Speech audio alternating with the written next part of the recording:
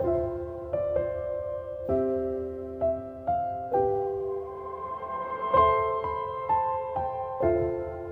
palit bugas. Oh. Importante jud ang bugas, ma. Unsa man ka importante ang bugas? Importante kayo para na makaon.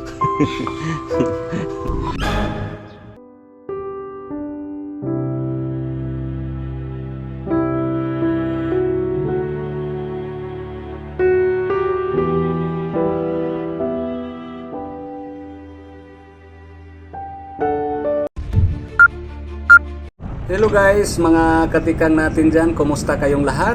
Nag-travel po kami ni Bro Tata, sobrang init po ang panahon. Papunta po kami sa Mag-ina, yung matagal nang iniwan sa Padre de Pamilya. Kung naalala ninyo, si Ate Berlito, yung may 5 anak, iniwan sa asawa. Siya lang po ang bumubuhay sa kanyang 5 mga anak. Nakamotor lang kami ngayon para makatipid konti sa gasolina at para hindi din kami mahirapan sa pag-akyat sa lugar nila dahil sobrang mabato ang daan. Itong kalsada na binabaybay namin, part na to ng Barangay Luong Tabogon patungong Bugos City, pero kakaliwa kami. Paakyat kami patungo sa isang sitio kung saan nakatira sila si Ate Berlito. Shout out sa lahat nating mga viewers, mga subscribers natin. Shout out sa inyong lahat. Sa lahat nating mga sponsor sa ating mga tinutulungan, shout out sa inyong lahat. At ngayon po, ang sponsor po natin ngayon si Ma'am Linda Kulix. Shout out sa imo, ma'am. Daghang kaayong salamat. Diyan lang kayo, samahan niyo kami.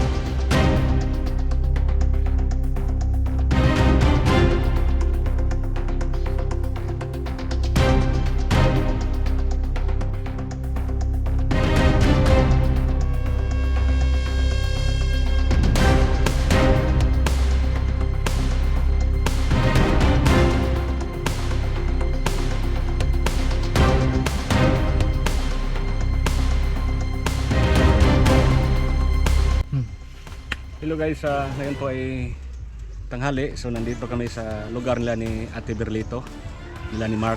Si Ate Berlito po may anak na PWD na si Mark. So noon po ay lagi natin binabalik-balikan at ngayon na binalikan namin ulit. So kausapin natin sila, mayroon tayong biyaya para sa kanila.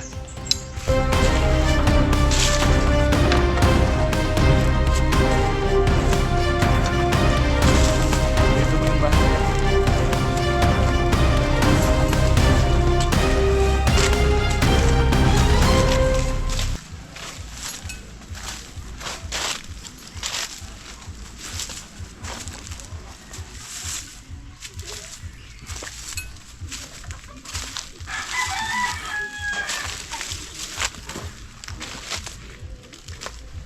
Bungi yapon.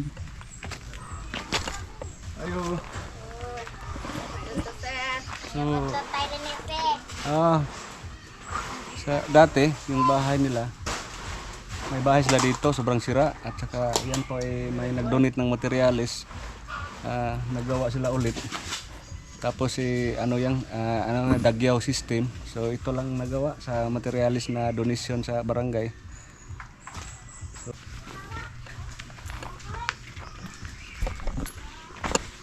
Kumusta na Madre? Mark. Yeah. Hindi si Tatlin. Miss Kathleen. Kumusta? Mawar na inyo din kusina? Oo.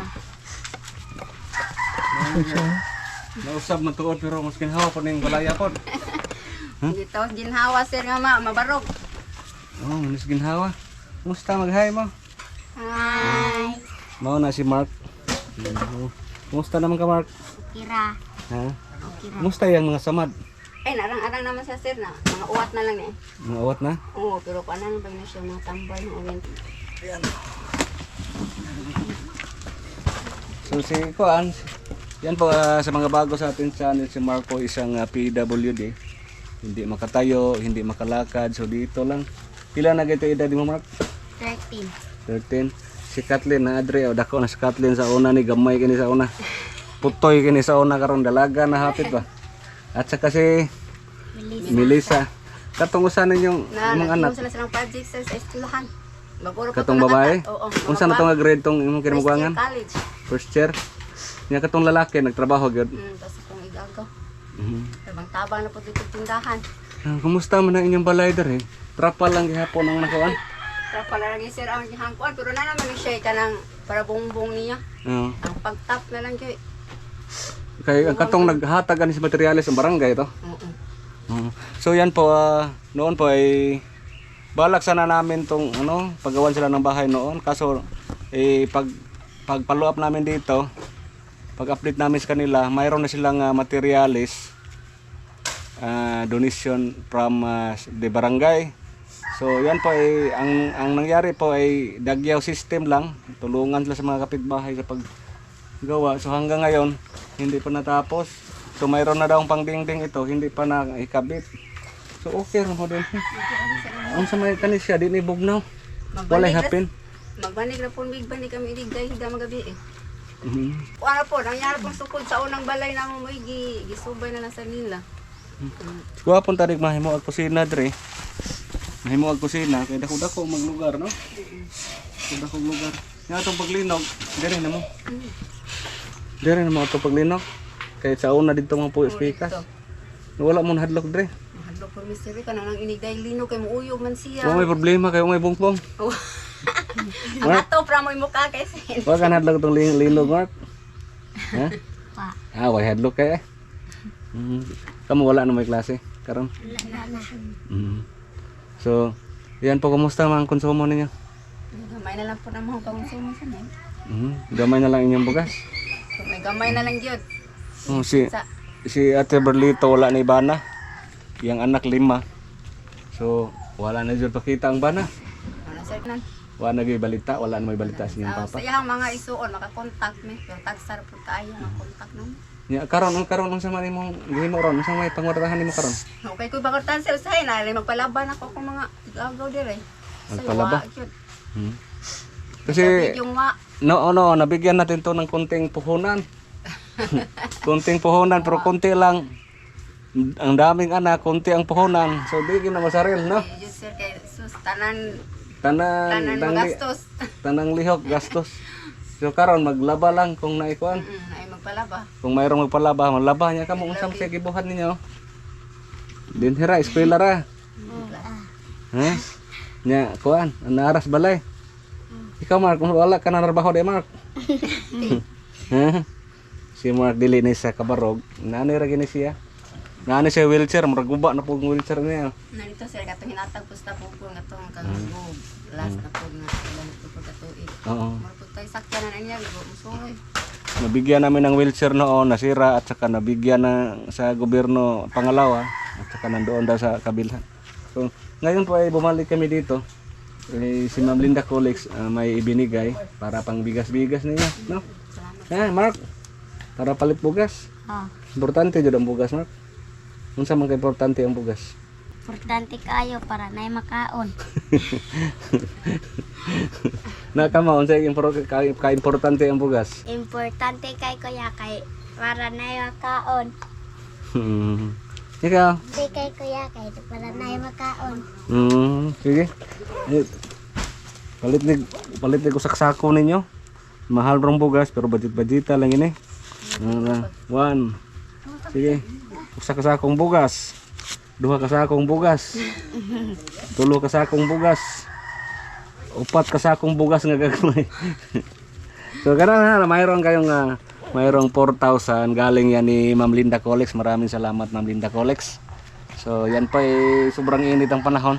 So siguro gina mo gari kay parang naagid sila yung mga kuan pod na mahimo. So unsa may gamitan man? Palit ning bugas sir. Salamat kay Rene Jose, kang Sir Bro Tata, kang sa sponsor kay Linda Colex. Salamat kayo ma'am sa among imong hatag na mga grasya nga makapablit naming bugas tungod sa kalisod karong panahon na.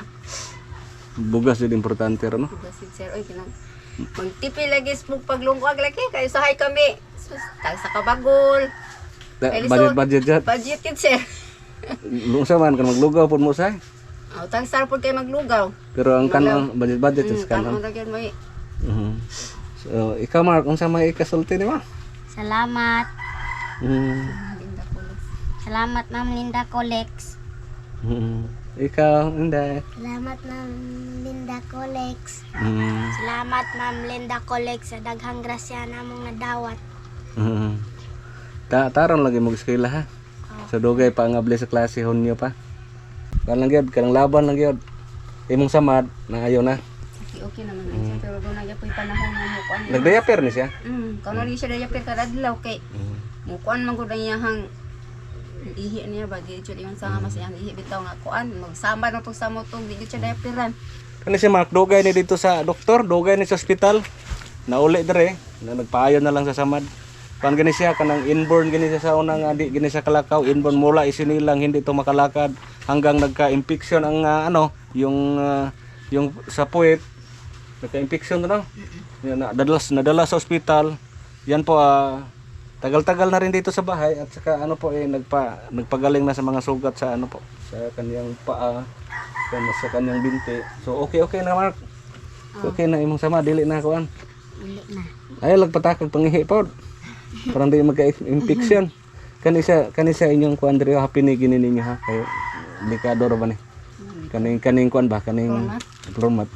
Kinahanglan gani sa baga ang hapin usa mo matulog. Kay delikado ni siya ang semento. Kuan magabi ang maghapil ni banig. Manig ra. Kung mas maayo kung naay karton. Karbutang inyo karton. Ha? Latang karton. Usa ang banig. Ha? Sige ha. Sige sir. Pasalamat ta pirmi sa pasalamat ta pirmi sa Ginoo nga nagitay grasya po no nakatabang-tabang sa inyo labi na si Ate Berlito wala ibana wala sila papa. So magkugi lang gyud og ampo lang pirmi sa Ginoo. Magna. Sige bye-bye na mo ha. Dili na kami mag Salamat Ma'am Linda Colex sa daghang grasya. Kang Sir Bro Tata, kang Sir Rene Jose. Maraming salamat.